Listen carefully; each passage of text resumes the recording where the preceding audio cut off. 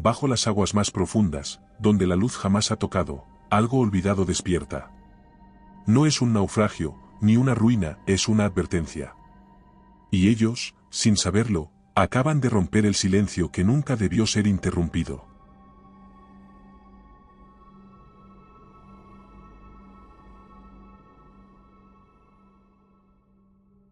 El interior de la cápsula de descenso vibraba con cada metro que nos sumergíamos en la negrura del océano. A 3000 metros de profundidad, la luz del sol no existía, y la única claridad provenía de los reflectores montados en nuestra estructura. En la pequeña cabina, el aire era denso con el sonido de la respiración contenida de mis compañeros. A mi derecha, Erin la bióloga revisaba los monitores con gesto tenso, su rostro iluminado por el resplandor verdoso de los indicadores. Jared, el sismógrafo, apenas pestañeaba, concentrado en los datos sísmicos que parpadeaban en la pantalla. Frente a mí, Murphy Lang, el técnico en comunicaciones, sujetaba los controles, sin despegar los ojos del radar. La tensión era evidente. El hallazgo de la Geraisen 9 había sido un misterio desde el principio.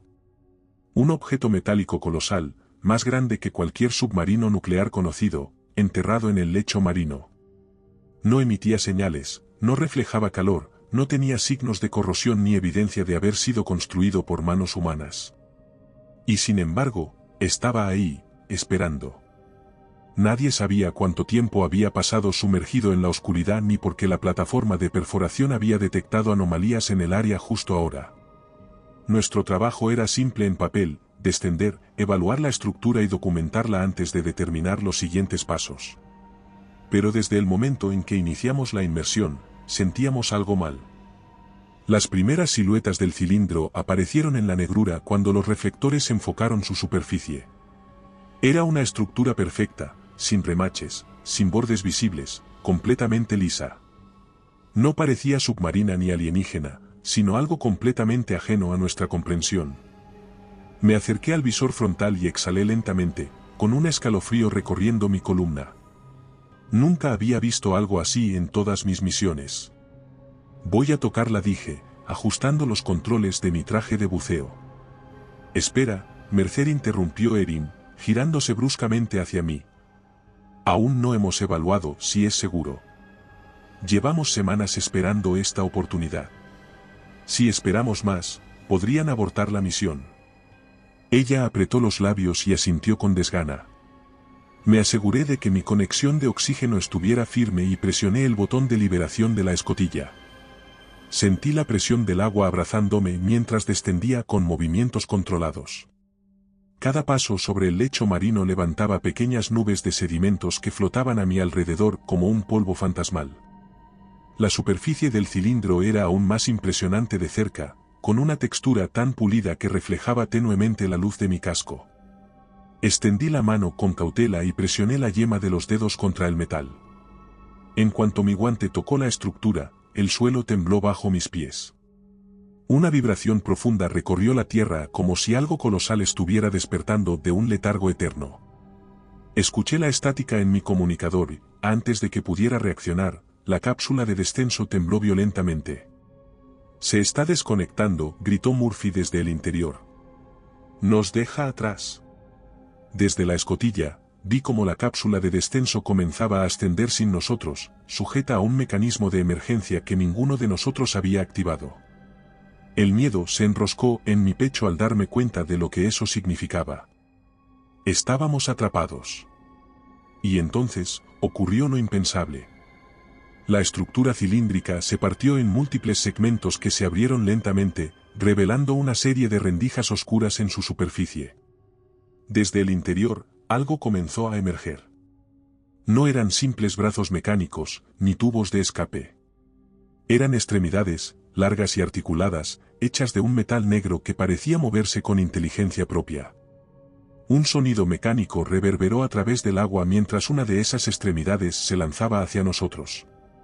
El grito del técnico se convirtió en un burbujeo distorsionado cuando la criatura lo atrapó de la pierna y lo arrastró hacia las entrañas del cilindro. Sus manos se aferraron al agua en un gesto desesperado, pero fue inútil. Lo último que vimos fue su casco destellando bajo los reflectores antes de que la apertura se cerrara con un estruendo seco. Luego, silencio. Corran hacia la grieta, ordené, recordando un mapa del lecho marino que habíamos revisado antes de la inmersión. Había una depresión cercana que podría servir de refugio.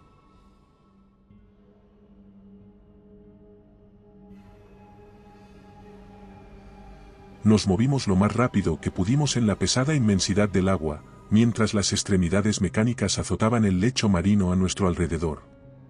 No parecían tener ojos ni sensores visibles. Tal vez cazaba de otra forma. No se muevan, dijo la bióloga de repente, deteniéndose en seco. Obedecimos, parándonos en nuestras posiciones. La criatura pasó junto a nosotros, su silueta se deformaba con los movimientos erráticos de sus tentáculos. Sentí un cosquilleo frío recorriéndome la piel cuando una de sus extremidades rozó mi casco con una lentitud casi calculada. Nos quedamos así durante lo que parecieron horas.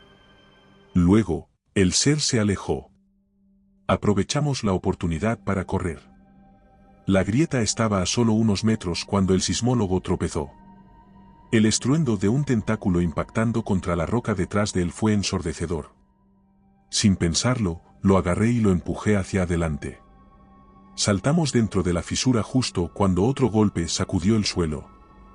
Desde nuestro escondite, vimos la estructura retrayendo sus extremidades lentamente. Luego, comenzó a moverse.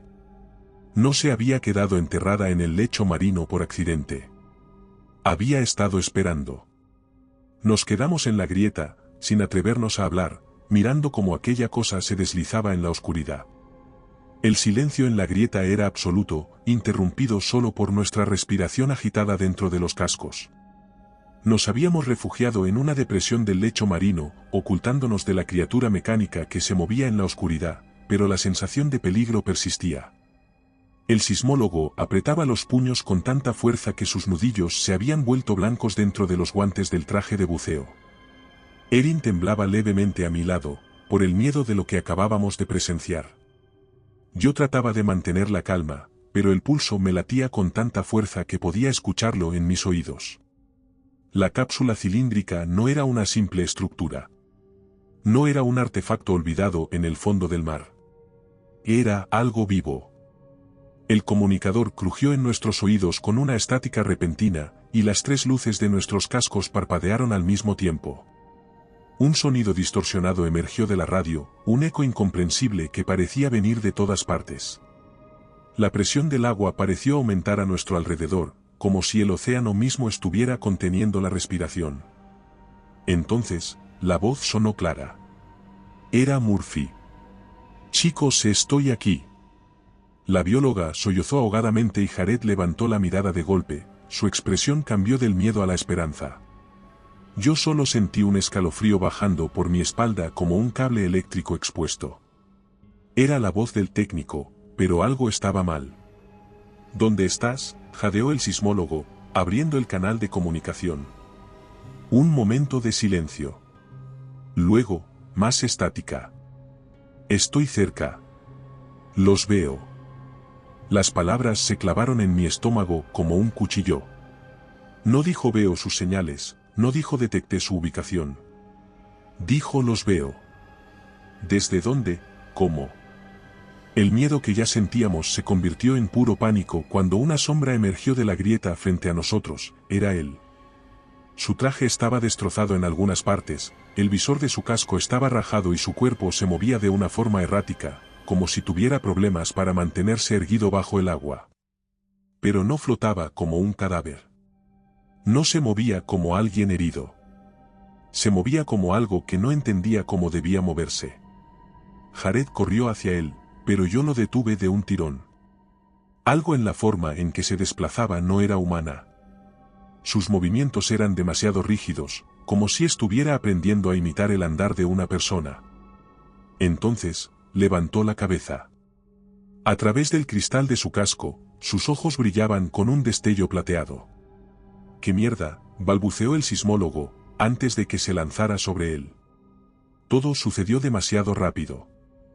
Las manos de Murphy, que antes eran humanas, ahora tenían estructuras metálicas emergiendo de las yemas de los dedos, alargadas como agujas. Sus brazos se movieron con velocidad, envolviendo el cuello de Jared en un agarre imposible. Antes de que pudiéramos reaccionar, antes de que pudiéramos siquiera gritar, giró la cabeza del sismólogo con un chasquido seco. El cuerpo se sacudió violentamente y luego quedó inmóvil. Su casco se llenó de burbujas y su linterna cayó de su mano, iluminando su rostro sin vida con un resplandor fantasmal. El pánico se apoderó de nosotros. Tiré del brazo de la bióloga y corrimos a ciegas por la grieta, con los gritos distorsionados del técnico siguiéndonos a través de los comunicadores. No corran.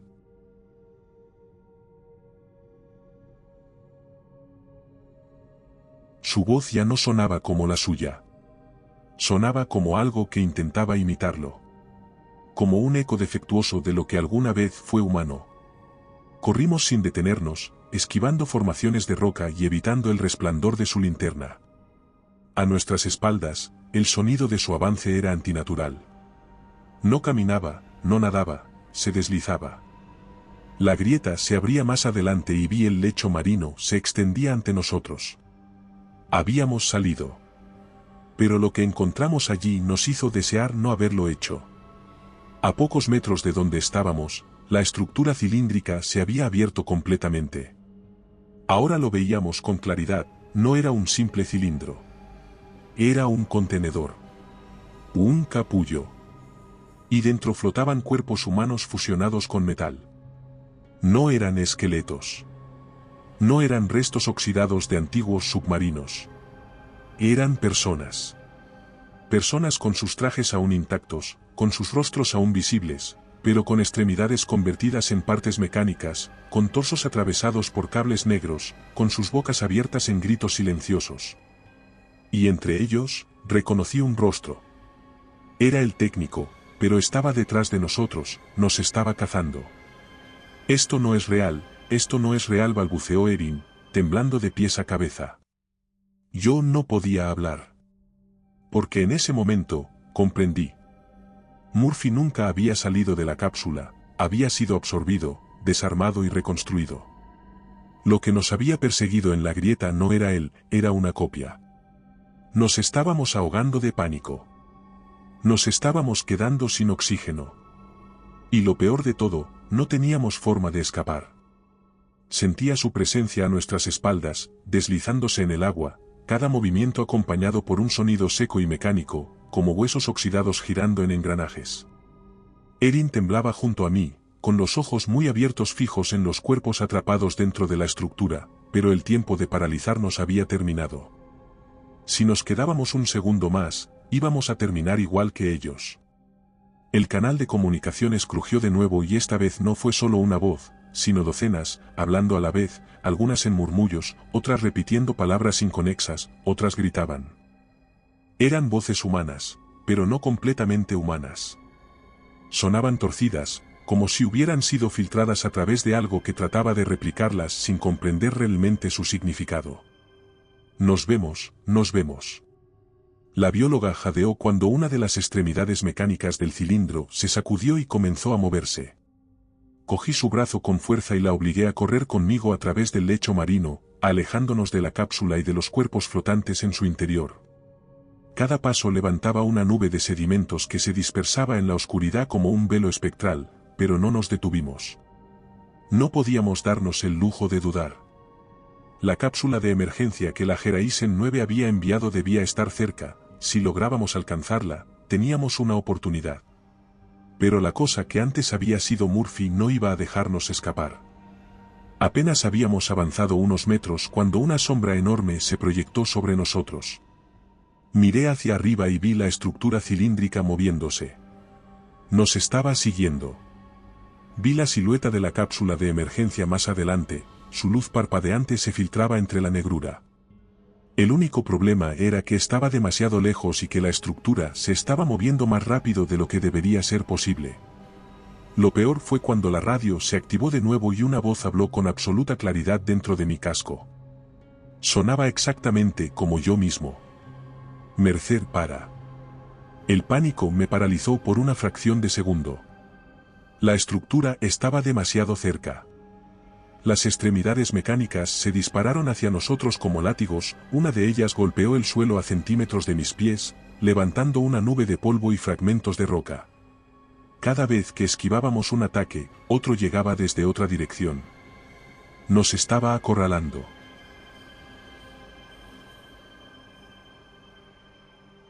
Nos vemos, nos vemos. Una extremidad me atrapó el tobillo. Sentí un tirón brutal. Por un segundo, el mundo giró a mi alrededor. No me arrastró de inmediato, sino que me sostuvo en el aire, girándome lentamente como si me estuviera examinando. El reflejo en el cristal reveló algo que no había visto antes. Dentro de la estructura, entre los cuerpos atrapados, había alguien más. Me vi a mí mismo. No era un reflejo. Era yo. Flotando dentro del cilindro. Conectado a cables negros. Con el rostro inmóvil y los ojos abiertos en un vacío absoluto. La radio volvió a activarse con un eco distorsionado. No escapen. Dios, era mi voz. No sé si fue el miedo o la adrenalina, pero logré sacar el cuchillo de buceo de mi equipo, y con un grito ahogado, lo clavé con todas mis fuerzas en la extremidad que me sujetaba. Un chorro de líquido negro salió disparado en el agua y la criatura se retorció en un espasmo inhumano. El agarre se aflojó por un segundo y no dudé. Me liberé de una patada y caí de espaldas sobre el lecho marino, sintiendo el impacto en cada hueso de mi cuerpo. Erin me ayudó a levantarme y corrimos con el poco aire que nos quedaba. La cápsula de emergencia estaba a solo unos metros. Nos vemos, nos vemos. Los tentáculos golpeaban el suelo a nuestro alrededor, levantando columnas de sedimentos que nos cegaban. Saltamos a la cápsula en el último segundo. La escotilla se cerró detrás de nosotros con un chirrido ensordecedor. Vi el lecho marino alejarse a través del visor. La estructura cilíndrica comenzó a replegarse en sí misma, hundiéndose lentamente en la oscuridad como si nunca hubiera estado allí. Pero lo último que vi antes de que desapareciera por completo fue la figura dentro de ella, era yo, observándome. Días después, en la superficie, me llamaron. No informes de nada de lo que viste. En la pantalla de un monitor se reflejó mi rostro. Por un segundo, mi iris destelló con un brillo plateado. Yo no había escapado del todo. Si te ha gustado este relato, aquí tienes otro que te pondrá los pelos de punta. Si buscas historias más intensas, en nuestro canal de relatos largos te esperan narraciones de más de una hora. Y si quieres llevar el terror contigo, nuestro libro en Amazon tiene historias exclusivas.